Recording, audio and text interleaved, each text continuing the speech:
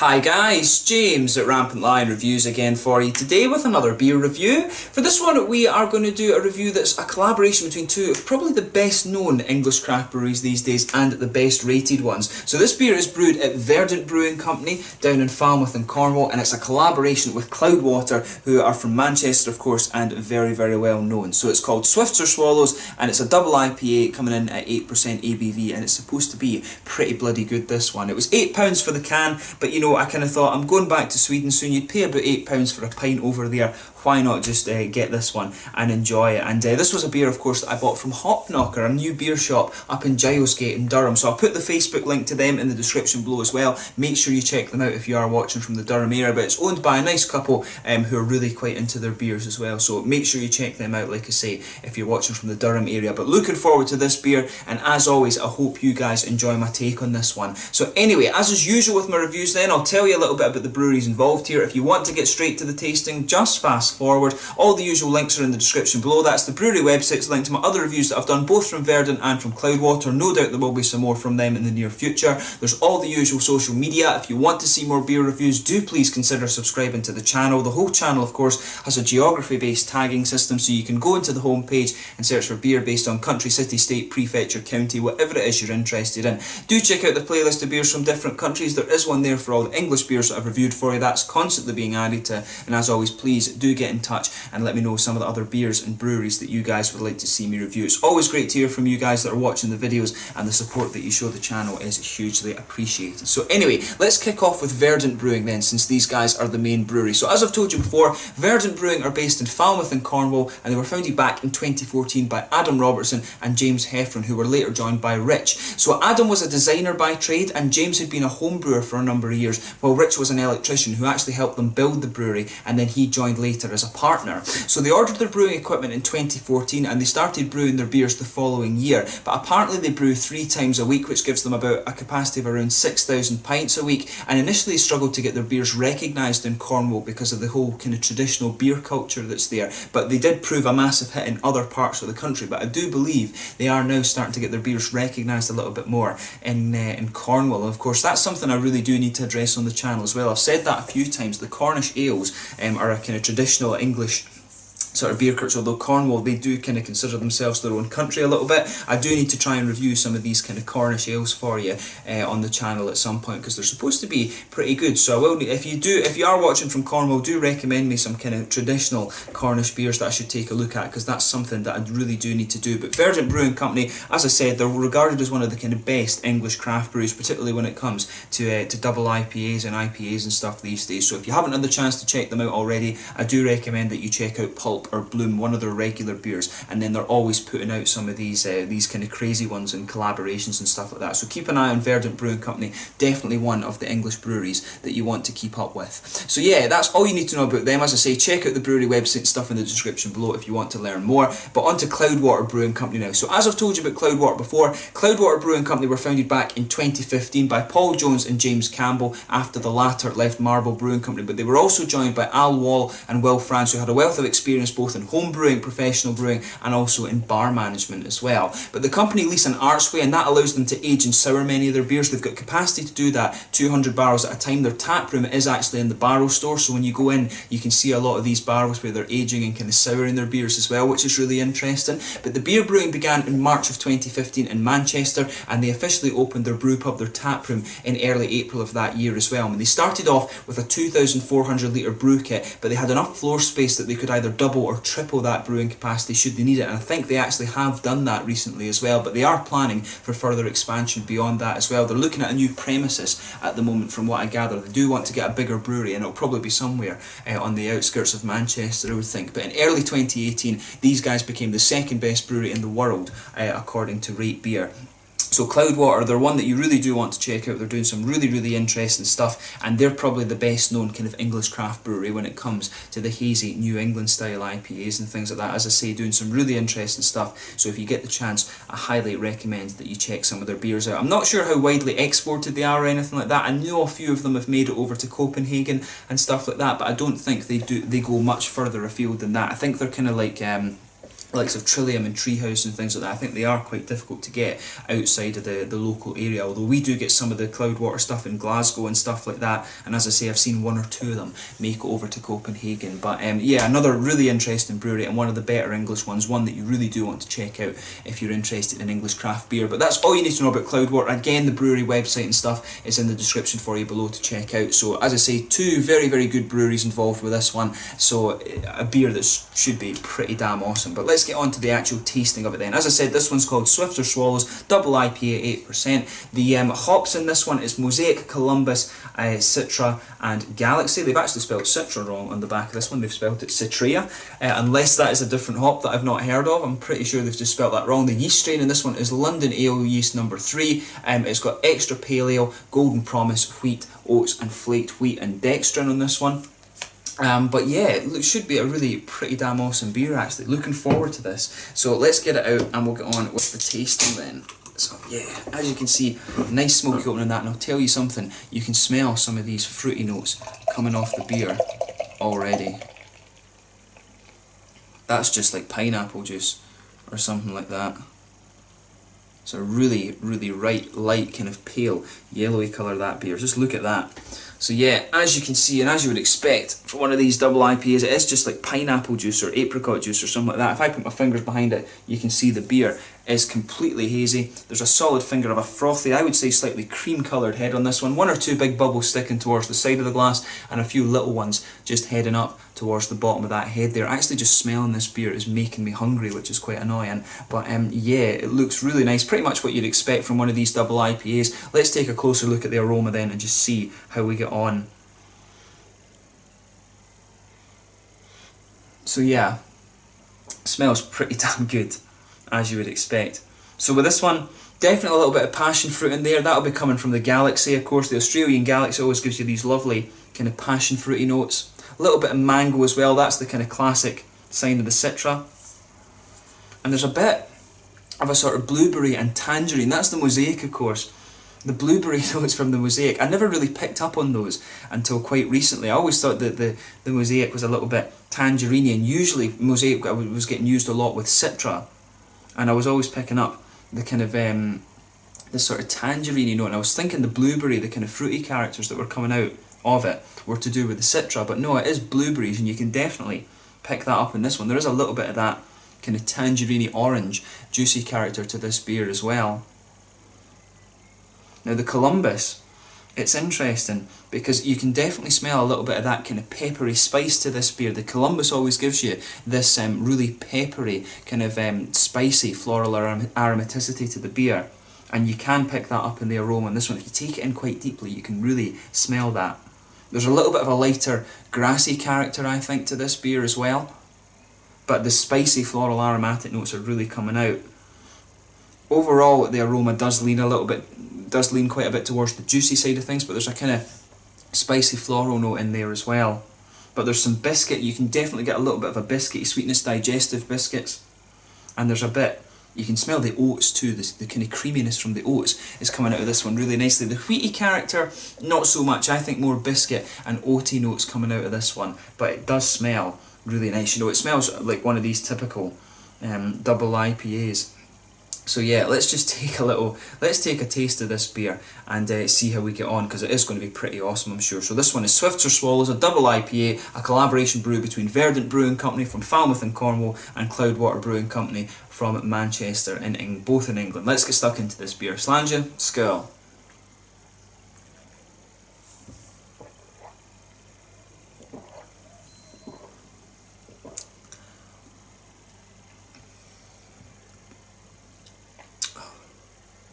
Yeah, you know, that's pretty good actually. They've done a nice job with this one, I have to say. What's interesting though, I'm trying all of these beers, you know, these New England double IPAs and stuff like that, and they're all, you know, they're all really, really nice. But when you have so many of them, and I was chatting to the guys in Hop Knocker about this, when you have so many of them, and I was chatting to Craig at Kent Beer Reviews and Peter at Clueless Drinker and stuff too, when you have so many of these in quick succession, you know, when they're so widely available these days, they do kind of start to blur together a little bit and things like that.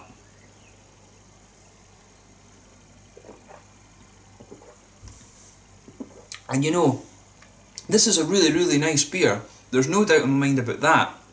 My question would be, is it an 8, if you can get like Bloom, for example, from Verdant, or one of the Cloudwater Double IPAs, you know, when you can get a can of that for about £5 or £6, I'm curious as to what makes this one cost an extra couple of pounds on top of that. Is it worth the £8?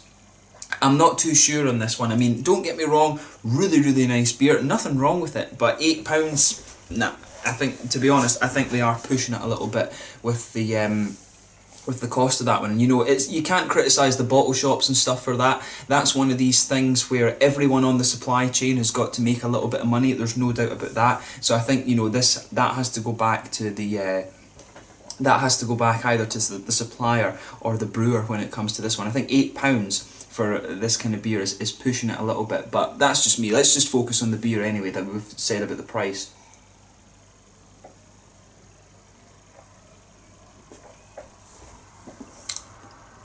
So yeah, malt base in this one, you know, you can feel that wheaty character that goes right across the middle of your palate.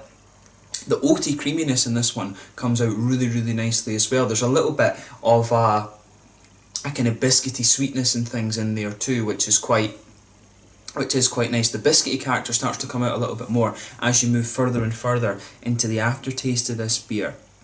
The malt base in this one, I have to say, the malt base in this one is really, really nice actually. They've kind of got it pretty much bang on, and it's a little bit more complex actually. A lot of these New England IPAs, it is just wheat, oats, and maybe a little bit of biscuit malt, or you know, something like that. But they're saying in this one it was extra pale, golden promise, wheat, oats, flaked wheat, and also some dextrin in there as well. The dextrin is probably what's giving it a little bit of the kind of creaminess as well.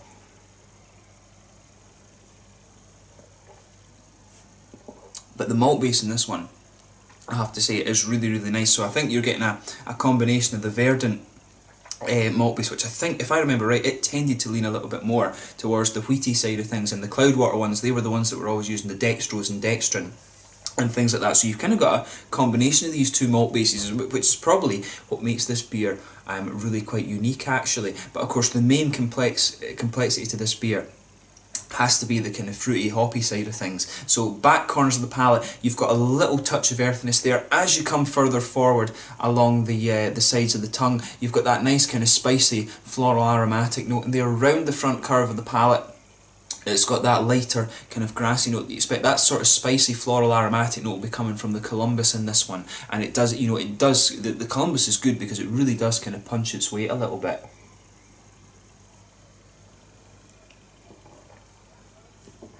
And it's interesting actually because you almost get just a little touch of a licoricey note on the sides of your palate as well, which is something, I think it was Peter at Master of the Hoppets that was pointing that out to me. If you had Columbus, it can give you this kind of licoricey note. I never really noticed it until he mentioned it. So it's kind of cool. I always like that about craft beer. You're always learning about little descriptors and things. There was one hop that he pointed out to me as well that gives you this kind of minty quality to it, which is quite interesting. But with this beer, I would say, on the fruity side of things, as I always say, if you just go behind the front curve of your palate, that's where you get that little oily bubble where those nice kind of juicy fruity esters start to come out of the beer. The passion fruit for me is forming the base of this beer along with the mangoes. And as you get further and further into the flavour of the beer, it just kind of branches out and starts to kind of complex out a little bit. So there's definitely a little bit of tangerine in there from the not from the Amarillo, from the Mosaic. Since beer, I always think Mosaic, Amarillo, I always think of the oranges there, I always make that connection. But yeah, definitely a little bit of the tangerine quality, some of the blueberries coming out as well. You can pick out a little bit of the kind of lychee and gooseberry note from the Citra as well. The Citra gives you these lovely tropical fruit complexities, which is really, really nice. The Mosaic sometimes can give you a little bit of pineapple as well, but I'm not picking that up so much in this beer. The passion fruit there from the Galaxies coming out, definitely. A little bit of mango in there. The tangerines and the blueberries actually come out quite nicely on the aftertaste as well, and a bit of that lychee qualities there. There is a little touch of gooseberry, but not too much, I would say. The aftertaste of this beer is really nice. I would say the two really notable things about this beer is the malt base. The malt base just, it's really, really nice. It's a combination of these two breweries. It takes the good parts that Verdant do and it takes the good parts from the Cloudwater beers as well, and it just merges them together. The malt base in this one is just really, really nice. So a thumbs up to them for that. And the hops, I think they've made a good selection with the hops there. You've got that nice spicy floral aromatic note from the Columbus, but then you've got the juicy fruits from the, you know, the Galaxy, the Mosaic, and from the Citra as well. That's a really good hop combination. That you could use Simcoe right enough, but I think the Galaxy has a little bit. I think the Simcoe's a little bit more kind of straight up when it comes to the passion fruit. The Galaxy's definitely got a little bit more kind of complexity to it, a little bit more kind of tropical fruit complexity. So they've made a really good. You know, they've made like a really nice hop combination with this beer, so a big thumbs up to them for that as well. I mean, like I say, it's a really, really nice beer. My only question is, you know, is it worth £8 when you can get Bloom or you can get the Cloudwater Deepa series for about £6? That's the one. That's the one question for me. I do think that £8 for a can of double IPA is pushing it a little bit. And I do wonder if they're kind of pushing that a little bit because of the names involved with the breweries of the beer. But, you know, in terms of the quality of the beer, you can't really criticise it. And I did say at the start of the video, I was just like, you know, £8 a can. I made the choice to buy that, bugger it, because, you know, you would pay about £8 for a pint of beer in Sweden at the pub. So yeah, I mean, in terms of the quality of the beer, it really is quite nice. As I say, just be aware when you go into this one. For £8, I'm not sure it really exceeds either the Deepas from Cloudwater or like Pulp or whatever from Verdant. I think it's kind of on a par with those, but it is quite interesting to see how they've combined the malt base, and they have made a good selection of hops with this one. So just be aware of that if you are going to buy this beer. So in terms of the mouthfeel then, I would say mid-bodied definitely, carbonation's very smooth. There's a little bit of an oily character to this one, but overall it's really smooth. This beer in particular does have quite a creamy mouthfeel to it, I would say. Good little bit of hoppy bitterness from this one. The IBUs are being pushed a little bit, particularly by the Columbus hop in this. There's a really nice combination of juicy fruit in the beer, as I say. The Galaxy, the Mosaic and the Citra combining really well in this beer, and there's a little bit of kind of sweetness from the malt base. As I say, the creamy quality that this beer has is really pushed by the malt base, and there's a little bit of the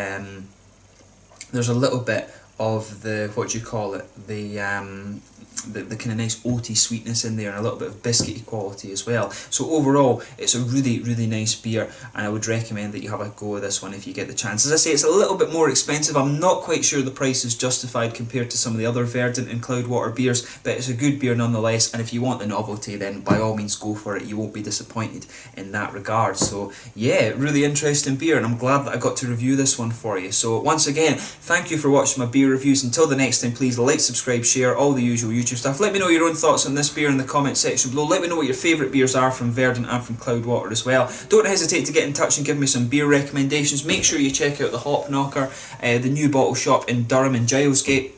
They've got a really nice selection of stuff in there, but it's been great to review this one for you, and I will catch you guys very soon. The Swifts or Swallows Double IPA from Verdant Brewing Company and from Cloudwater, for Verdant and Falmouth and Cornwall, and Cloudwater from Manchester. So, Slange just now, and I will catch you guys very soon. Skål.